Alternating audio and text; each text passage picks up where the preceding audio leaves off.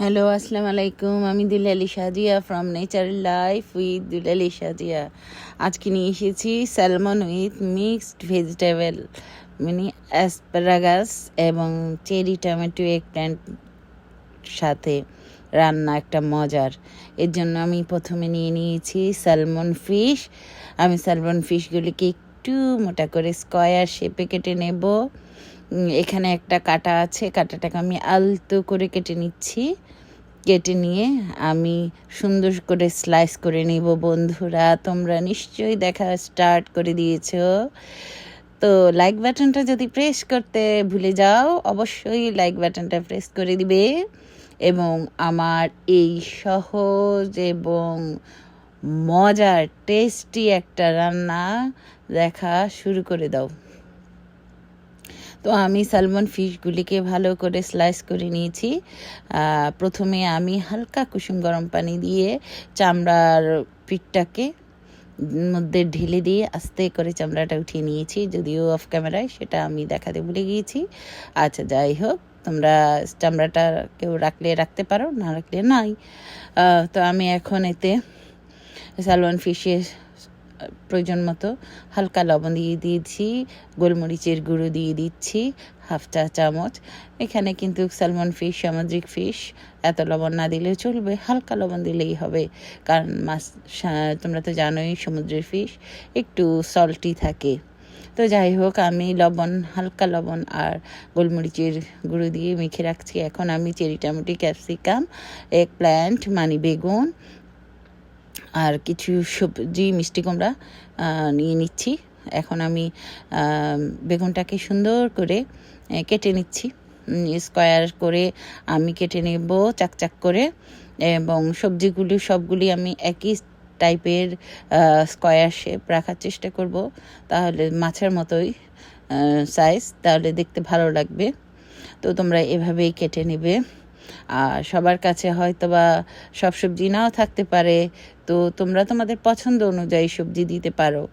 অনেকের বাংলাদেশে অ্যাসপারাগাস আমি জানি না কতটা সহজলভ্য কিনা, যদি পাও তো ভালো কথা, না পেলে তোমরা তার বদলে সবুজ বরবটিগুলিও দিতে পারো, ওগুলোও অনেক ভালো লাগবে।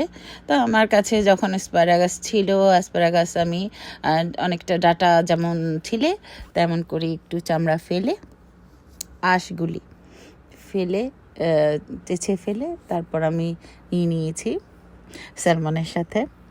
তো এখন তো স্যালমন ফিশ কম বেশি সব জায়গায় পাওয়া যায়, বড় বড় সবগুলাতে বাংলাদেশেও পাওয়া যাবে আমার মনে হচ্ছে। তো যাই হোক, স্যালমনই যে পেতে হবে এমন কোনো কথা নাই, সামুদ্রিক যে কোনো মাছ দিয়েই তোমরা কিন্তু বোন ছাড়া, মানে কাটা ছাড়া মাছ দিয়ে তোমরা এরকম রান্নাটা রাঁধতে পারো। এটা সহজ এবং হেলদি, মশলা ছাড়া একটা রান্না। তো আমি সামান্য একটু লবণ আর সামান্য একটু হলুদের গুঁড়ো দিয়ে আমি বেগুনটাকে একটু মেখে রাখবো, কারণ না হয় বেগুনটার থেকে একটু কালো কষ ছেড়ে দেয়।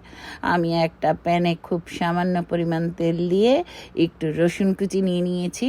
ওই রসুন কুচিটাই এটা রান্না, এখানে আর পেঁয়াজ টেয়াজ কিছুই লাগবে না।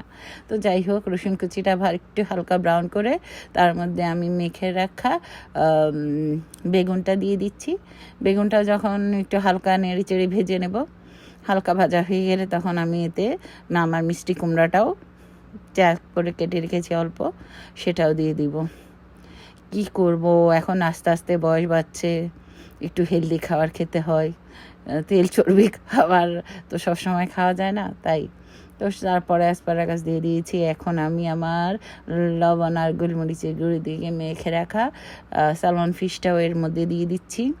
দেখো কত ইজি ওয়েতে রান্না এবং মশলা ছাড়া কত হেলদি রান্না এবং কত মুখরোচক, যে কেউ পারবা, এবং ব্যাচেলার যারা বিদেশে থাকো তারাও পারবা, খুব ইজি।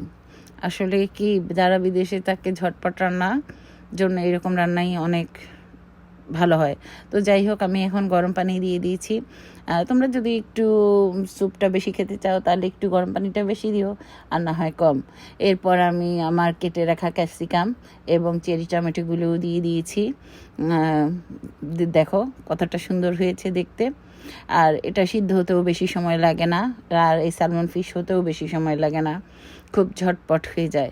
কারণ বেগুনগুলি তো আর কুমড়াটা তো আমি আগেই ভেজে নিয়েছি। এখন আমি এতে দিয়ে দিচ্ছি একটু গোলমরিচের গুঁড়ো আর একটু বাটারটা দিলে হয় কি একটু ফ্লেভারটা দারুণ আসে।